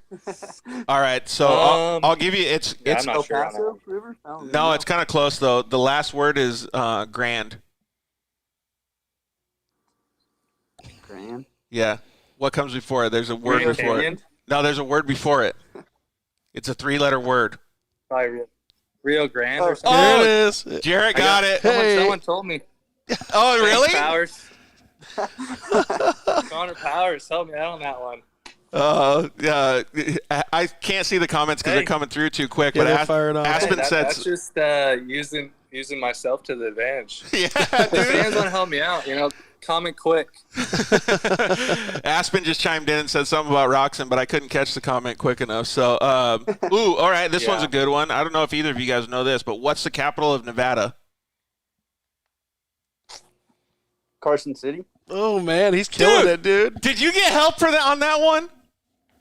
No. He's killing it. How would you know that? We had to learn in like 4th grade or something. He's One of the he's things younger I than picked me. up. You remember that stuff. Somebody said phone a racer. I don't think phone an eraser is the best option Yeah, here. right. Phone like somebody else, like the racer's parents or something. All right, what's the last question? So I think this one's for all the marbles. Are you tied up now? Yeah, he's pretty well ahead of him, I think. Yeah, I think we're about tied up. All right, they tied? All right, I thought he was beating this him. is going to be the last lap pass. Whoever wins this gets Here the we go. championship. All right, in what country is the famous Taj Mahal located? Ooh, I think I might know this one. Where's the Taj Mahal? Country? Yeah, Yes. the country. What do you say? Is it India? Boom. That's it, dude. He didn't use his name as a buzzer. Does he get a Wow. penalty? You got it right, I dude. don't know. That's impressive, dude. You're pretty smart. Oh yeah. Dude, you guys both got way Daily more. business Like when I plan. was looking at these questions, I was like, "There's no way." Like I'm so glad that I'm the host and don't have to compete because I would never be able to keep up with Jerett and Myles in these games, dude. That was pretty good, though. You could keep up with me. I don't know about that, was dude. impressive. It takes me a long time to process stuff these days. Well, good job, boys. We're gonna have to go ahead and get a championship trophy made at some point. Honestly, I feel bad for most of these guys because Myles been doing so freaking awesome at this. I don't know how long this whole Instagram feed can last, Jerett. I think it's only like 60 minutes. So we probably only got 5 or so minutes left. One of the things that I wanted to ask, as long as we can. Sure. yeah, sounds good. So one of the things that I wanted to ask was, how is it like? Well, maybe ask this question to both of you guys because I know Jerett knows a little bit about your program, and obviously he works hard on his program. Or excuse me, Myles does. How hard is it for you guys to keep focused on the racing portion of your programs when you have to be so in deep with developing the cars, the sponsorships, and all of these different parts of your program? That's a good one, man.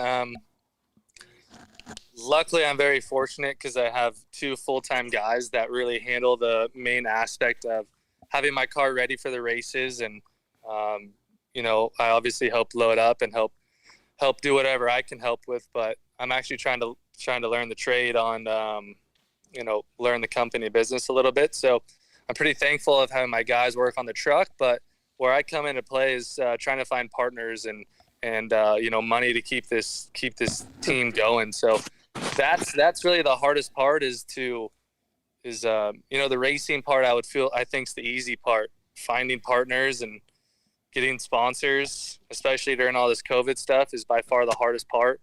And it's something that you don't really think about until the time comes. And I mean, honestly, like, you know, budgets are gone by December. So right now is when you need to start finding partners. I haven't even raced yet, and I need to start finding partners for the next year. That's where it's like, you know, you can race all you want. If you don't have the money to race, then you're not racing. Yeah. That's so crazy. And Rob sitting next to me, I mean, he's on the other end of the spectrum. I mean, he accepts all these resumes and deals with all these people.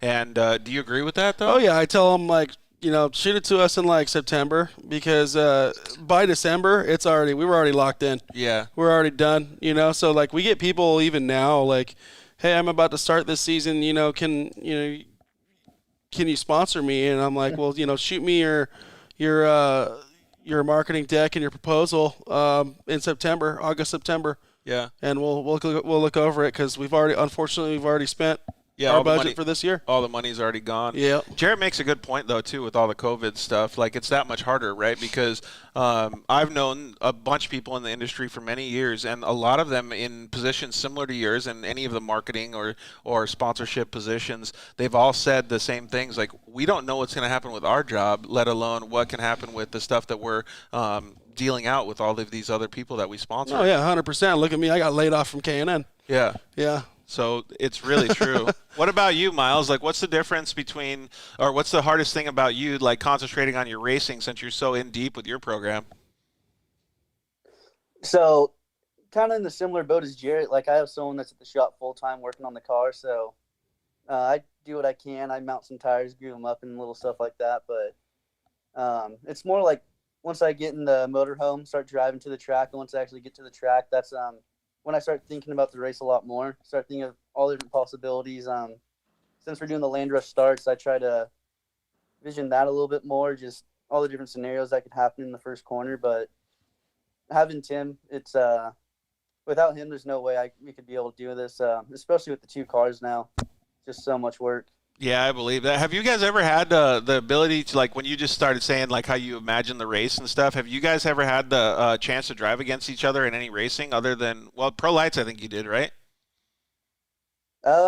Yeah, we did about 2 races in Pro Lights, then a handful of mod kart races, Junior T races. So I was a little bit younger than Jerett, so I'd say he had the upper hand on me when we were back in the junior karts and stuff. But definitely want to get out there and who knows, maybe get a truck, try and do the Crandon Cup with them. So whoa, look at that. Definitely a bucket list thing I want to do. Hey, Miles got something up his sleeve. Yeah, he He's holding does. on to. Uh-oh. Do you know that Jerett has Nothing yet, but A spare car, right? Jerett has a backup truck. Backup truck, dude. Hey, I sold it. Oh. I tried to have him buy it, and I tried to have him run the cup race. Actually, no, I take that back. He did want to run the cup race, but I actually didn't have any spares for my truck, and I actually kind of closed the deal because I didn't want to have any problems with my truck, which we did. We did rip off the front end. So, but no, Miles actually was going to run my Pro 2 last year at the Cup. So. Dude, that was my fault. That same dude, Charlie, he's redeeming himself. He says, "Yeah, buddy, JB will win." I don't know, Miles. Now he's talking trash on you. He's boosting Jerett now, and now he's going. Jerett didn't want me out there last year. He didn't want to get beat by his little truck. Oh, it's fast, dude. It's fast. Hey, so didn't Doug Matag do that to Kyle LeDuc too? Hey, you never ever want to sell your truck to competition that could beat you, right? Oh yeah. That would be tough. Yeah, but I think it'd be good though. I mean, we need more people in the series and more competition. So I mean, if you can sell your truck for a good price and I mean, it's not fun to race if you don't have competition. So more trucks out there equals more sponsors looking at you, which equate to bigger budgets. Yeah, absolutely. I agree. Hey, I think we only got a couple minutes left on this Instagram live feed, so.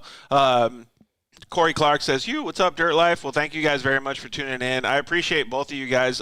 Maybe as our last question, you guys could both answer. Miles, you go first. What was your favorite part of Camp Racer?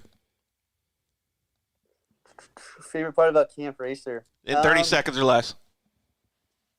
Just getting to work with all the young kids hasn't been something I've been able to do before. So just like what you guys were saying earlier, like seeing how happy those kids were when they're getting out of the cars and they're saying like, oh yeah, just dropped 2 seconds, just dropped 3 seconds. Seeing the dads come back with pulling up the lap times on the little aim dashes and all that stuff. So that was probably my favorite part about it. Yeah, I agree. Yeah, I think my favorite part was when we first started, we put cones out on the track and kind of explained to these kids, got them uncomfortable, got them on lines, like got them super close up to the wall where, they mostly don't run. So one session we got them up by the wall. Miles was in another turn doing different stuff. I said, okay, Miles, next session, do the complete opposite. So when I used to race, we would run the same line every time we hit the track because, it gets locked in your brain. So we moved these kids around. And then for the last session, the one-on-one sessions, we had them no cones on the track and let them do whatever they wanted to do. And that was cool because, they actually put every puzzle piece pretty much together. And that was rad because same thing what Miles said is they came up to us afterwards. They were so pumped. And when they showed us their lap times, they're like, dude, we gained 2.5 seconds. I'm like, dude, that's rad. And every kid improved a lot. Like, oh yeah, I was impressed. Like, we were pushing these kids pretty hard to drive into the turns. And, hopefully these kids remember everything. And they'll remember it. And, it was fun. So I think actually, I know for sure the next one, promise you guys, it's going to be way better than this. We already have everything planned out. Miles will be there. And, we got some cool stuff planned out for the next one. Dude, it's awesome. Yeah, and the parents got a bunch of secrets too. So that little Bible that you gave with them, man, I know that's going to go far in all their racing careers. So, hey, thank you boys both very much for joining us. Thanks for sharing all of your inside scoop, your Camp Racer, and all your race program stuff with us, Jerett. We'll definitely have to get a little bit more into your backstory and how you got into off-road racing one of these days. We'll have Miles and you come in the studio one of these days. Oh yeah, for sure. I'd love to come down there and check out your guys' new place. Thanks, guys. Awesome. Thank you guys Have very a good one, much. fellas. And sorry I make it. Yeah, no worries, dude. I really hope that you get all the stuff worked out with the motor and get out there and put that thing in the dirt. Get your dirt life going in that new truck. Heck yeah, man. We'll be on the dyno in the morning. So. All right, we'll see you boys later. Later, man. See you, Miles. Oh yeah, see you, Brooks. So that was super cool, man. Dude, so rad.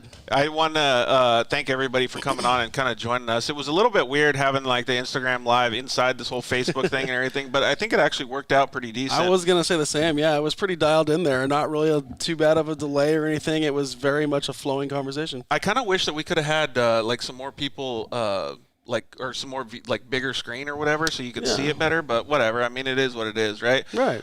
So hopefully you guys enjoy it on the audio version too. Jacob Delzer chimed in. Unfortunately, we couldn't get to his question with Jerett, but is there much CNC or CAD involved in building and designing those trucks? And there's tons, a ton. Yeah, tons. Yeah. Massive amounts. They don't just cut pipes and just weld it together thinking that they're going to build a good truck. I mean, maybe that's the way it went back in the day, but and you know what? I'm just going to leave the Instagram live going. Yeah, run it. Let it run until they kick us off. Yeah, so they can see, they can at least pay attention to what's going on here, and I can get a little bit more info on how long the Instagram live lasts for. It is pretty cool to see that Jerett's putting that much effort into his racing program. Absolutely. When you're young, he said he was 23? Yeah. 24? Yeah, 23. Could you imagine running not just a business, a racing organization? You have employees. You have to learn how to, well, just like Jacob said, design a truck, whether it's CAD, welding, any of that stuff. You have to know all this stuff, and you have to be a professional race car driver. Oh, yeah, and he's driving the thing. And he's that young. How phenomenal is that? Living the dream, baby. He's earning it, though. Working his tail off, man. Earning it, I think that's going to be the story of the night, dude. Oh, yeah. Earning it, man. Yeah, earning it. He's taking all the stuff that he earns and learns and giving it back to the kids, too. He is. That's pretty bitchin', man. I'm so stoked on his program. Every time we have one of these shows, sometimes I'm nervous when I get on the show. Sometimes I'm wanting to understand. I don't know what the guest is going to act like. Right. But in this case, there's a lot of times when I leave the show, I'm so amped for him. I kind of wish I was in Vegas now, being with their program because rocking and rolling gets you so stoked. Yeah. All right. So since we weren't able to have Jerett in the studio and do the rapid fire Q&A to end the show, how about we do it with you, buddy? Oh, sure. We'll do a rapid fire Q. It's not quite as hard as their third grade questions. It's tough. A little easier. So all right, Actually, if you guys have any questions, too, that you want to ask Jerett now or you want us to answer on the show, my boy Rob, so people chiming in, buddy. Hey, Big AJ. Are you guys going to the gas at Glen Helen? Yeah, I think Rob is. I plan on it, absolutely. Yeah. And I would like – it's 22nd? Of May, I believe. Isn't it? I'm not sure. I'll have to look at the calendar. It's May 22nd, yeah. But, yeah, I would like to go, too. My schedule is so freaking stacked right now. I got to make sure that I have enough time, but I would definitely like to go. Maybe we both cruise up there and hang out. Yeah. The only problem is they don't have tacos up. I was just going to say, man, we got to see if there's a taco joint truck that's going to be up there or something. Yeah, something. For real. So thanks very much to Jerett Brooks for coming on the show. It was a little bit different than usual, but I'm really glad that we were able to get him to give us some insight on what's happening with his program, what they're doing for 2021, and the level of stoke that guy has is phenomenal. He's a pretty mellow dude, but you can tell that he's excited. Oh, yeah, yeah. And thanks for Myles coming on, too. Seeing those guys teaching the kids at Camp Racer was just really cool, man. So cool they're giving back like that, man. And they're young and they're giving back, right? Yeah. It doesn't get any better than that. And they're still learning. Shoot. I know, right? That's what's awesome about it, yeah. As they learn new stuff, they're passing that immediately down. It's super, super cool. All right, so let's do a rapid-fire Q&A, buddy. Sure. All right, so Rob McLogan from Liquimoly. We're going to go rapid-fire Q&A. Dunes or the river? Can I do both? No, it's got to be one. And it's got to be rapid fire. Boom, boom. All right, Dunes. Going Dunes? Yeah. What car are you taking out there? I don't have one yet. I used to have a YZ250. I used to rip around out there. Oh, you're going dirt bikes? Yeah, my boys, GlamorousDunes.com crew. We used to nice. Go down there and, tear it up. My buddy Matt. So on Thursday, we got Dune and Destroy for an Instagram Live. Check it out there. Oh, absolutely. It'll be fun. Oh, that'll be awesome. You comment in and see if they go as big as you. Oh, I don't go. I'm 30-something years old, man. I'm too old to be. What were you doing when you had the YZ250? Were you going big then or no? I wasn't super good. I didn't grow up riding. So really? Yeah, I got that thing when I was 23. And I was doing, I was hitting whoops and stuff, but I wasn't doing no crazy jumps or nothing because I still had to work. I was working 3 jobs trying to go through school. You're not trying to miss work on Monday? If I blow out my knee, I'm toast, dude. I can't afford to live. Dude, I remember those YZ250s. We had some fun at the Dunes way back in the day. And I remember just having that thing ringed out in Oh, fifth yeah. gear, like as fast as you could go, just hitting like just dune to dune, man. It Yeah. was so big. It was so awesome. It was pretty cool because it was about the closest thing you can get to flying, right? Yeah. Oh, yeah. Well, I'll take it from you because I never sent it that hard. So John Lewis commented in and said gas May 23rd, 22nd, 23rd. Yeah. Yeah. There you go, John. Thanks a bunch. Yeah, thanks, man. He's been helping out, giving us a lot of research. he's killing it, man. Three-wheeler or quad? Three-wheeler. Got to go with the old school 250Rs. Dude, I've been saying this every time we have that answer, death machines. Yeah. You watch Supercross and Motocross, right? Yeah. We have a team JMC Motorsports and Supercross, baby. You bet I'm watching. I'm going to ask two questions then. Okay. Since they're both out right now, Cincerillo or Osborne?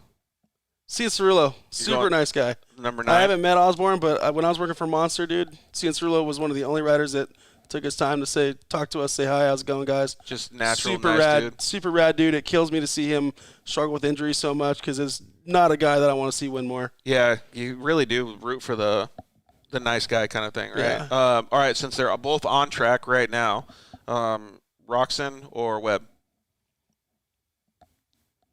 Can I go neither? No, I'm just kidding. I'll go You're Roczen. going Tomac? You're a Tomac guy? No, I mean, I used to I'll go Roczen. You're going Roczen? Yeah, Tomac's cool, but yeah, Roczen. So if I had to pick the two. I always have I'm always on the fence about both Webb and Roczen because I like Webb's mentality and his racecraft. Guy's and a killer, stuff. man. But then how can you deny Roczen because he's got so much adversity that he's faced and he's just still killing it. If I had to go with any guy, Malcolm Stewart's one of the coolest dudes in Supercross. That's your guy? Yeah, he's awesome. Malcolm Stewart's one of the your guy? nicest guys out there, dude. He's awesome. So Dude, genuine. He is rad. Yeah. And he's got personality for days, dude, right? so rad. Pizza rolls or jalapeno poppers? Poppers. You going poppers? Yeah. I'm going poppers all day, too. Bacon wrap poppers, baby. Ooh, bacon wrap? Oh, you bet. Nice. Coffee or tea? Coffee. Favorite soda? Mountain Dew. Mountain Dew. What about Cactus Cooler? That's why Cactus Cooler is a close second, dude. That's some good stuff. Dude. Yeah, and Cactus Cooler is like the low-hanging fruit that nobody remembers, right? Yeah, dude. When I was a kid, it was kind of hard to find. I feel like. Yeah. So it was like when you got one, you're like, yes, it's so good. Found it. Yes, exactly. If you could have one superpower, what would it be? Shoot, man. One superpower. I mean, I guess. I don't know. That's tough. Super strength, I guess. Super strength. Well, I feel like we have a superpower right now because the Instagram Live is still going. Dude, it's it's been longer than 60 minutes. It's the digital marketing superpower that I have right now, I guess. You know? I know something, man. You're giving us the. But who knows? Maybe it won't allow us to save it to IGTV or something. Who knows? But at least you're getting it live, baby. That's cool, though. Yeah. That means that we might have another option to be sharing our dirt life with people now. Sure. So I'll have to get a new camera lens, but we'll see what happens. Sweet. Uggs or Crocs? And I guess Uggs. Going Uggs. Yeah. Yeah, because I don't have either. If you're a Dune guy. I always had just a ratty pair of Nike SBs I'd wear out there. Oh, dude, I feel you. Yeah. So this was. Have you ever done a race raced any off-road stuff?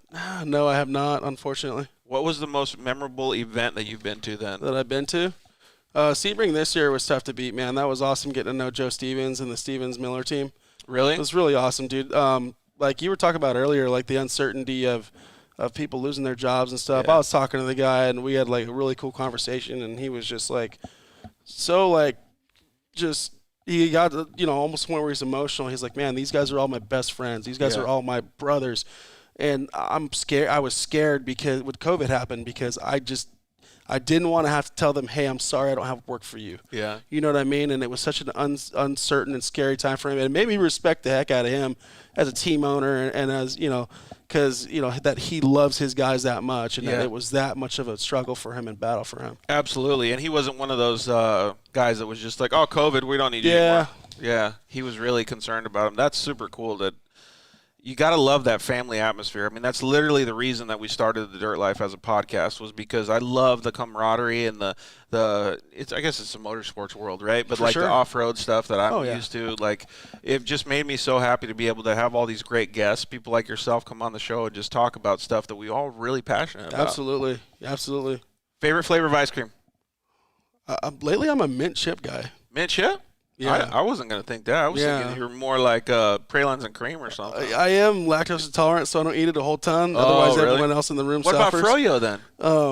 Froyo, yeah. There's a great place in Claremont we got to go to. 21 Choices. Ooh. They got a circus animal cookie one where it's like off the chain. Oh, bro.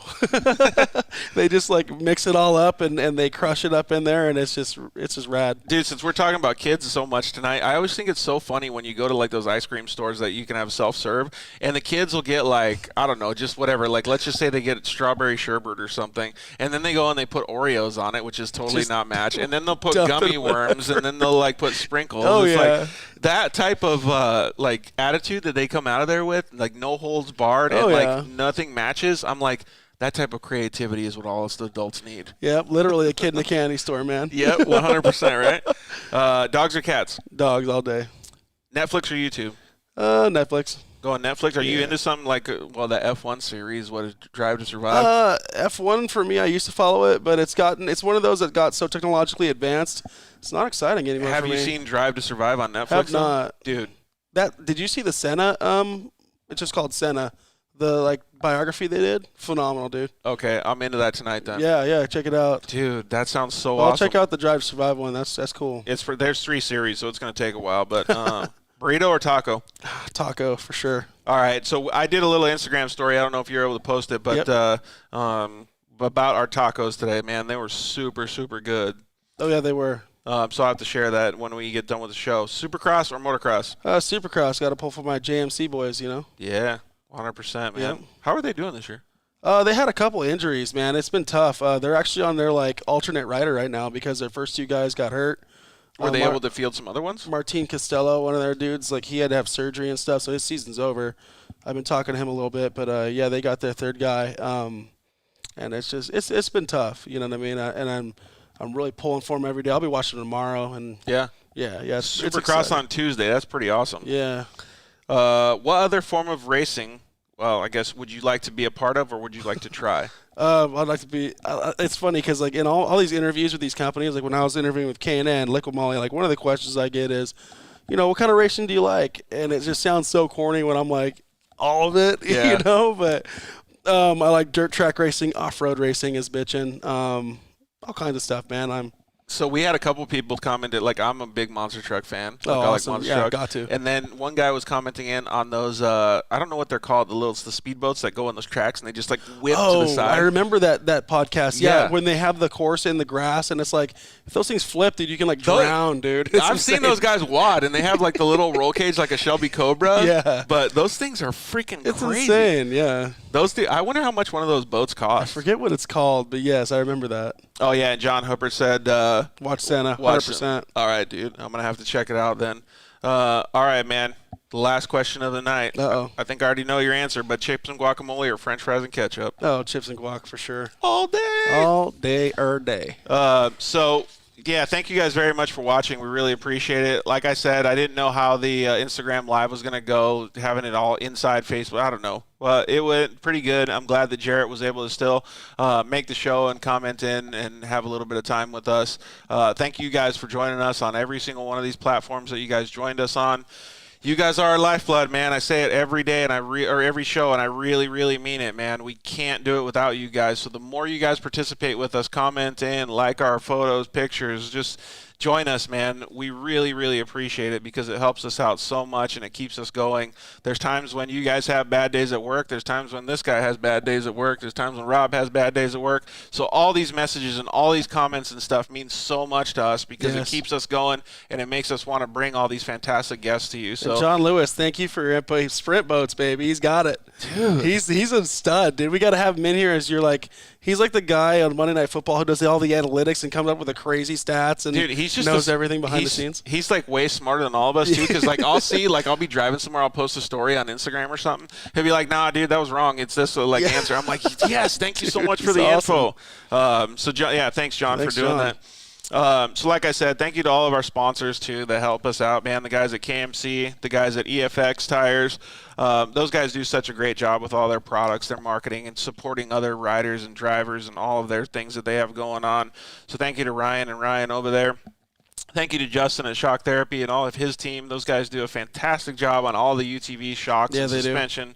components, man. They're just blowing up, doing such a great job. Yeah, so my friend Lauren works for them, and she really kills it, man. It's awesome. Yeah, she's super cool too. So, thank you very much to everybody at Shock Therapy. Thank you to all the guys over at Zollinger Racing Products, Travis and all his team over there. You can use the code DIRTLIFE at Shock Therapy and at Zollinger. Both their websites, shocktherapist.com, DIRTLIFE at ZollingerRacingProducts.com. Thank you very much to the guys at Cryo Heat. They do such a great job, and I'm ecstatic to see if they can do a land speed record with Adam and his wife. It's going to be just cool to see that type of, I don't know what you want to call it, activity in a UTV. Mm-hmm. So, and thank you to the guys at Solder Weld. Really appreciate it. Next week's guest, we're going to have Ryan from KMC Wheels come on, and we're going to go down and hang out at Christian Serapis' shop. Awesome. It's going to be really cool because we're going to talk trophy trucks. We're going to talk about San Felipe review. We're going to talk about them now getting into UTV racing. It's just going to be racing galore. Rad. Heck yeah, man. So we can't wait. And thank you very much for coming, Thanks Rob. for having me, man. We got somebody who just said, thanks for putting on a great show. Thanks, man. It wouldn't be possible without guys like you. Yeah. You and John and all these people, Corey. Thanks a bunch, guys. We really appreciate the support on the show, and you guys really make it what it is. Dude, that was right there. That was like all time. Maybe we should have you host the show from now on because you're doing a way better job than me. No. You're killing it, man. I wouldn't say all. I just mean it, dude. Yeah, they're awesome. You did great. And, thank you to Jason Hess for also helping out and 100%. doing all the stuff that he does for Liquimoly as well. So, all right, guys, we want to thank you guys so much. We will see you guys next week. Peace. Take care. Thanks for listening to The Dirt Life Show.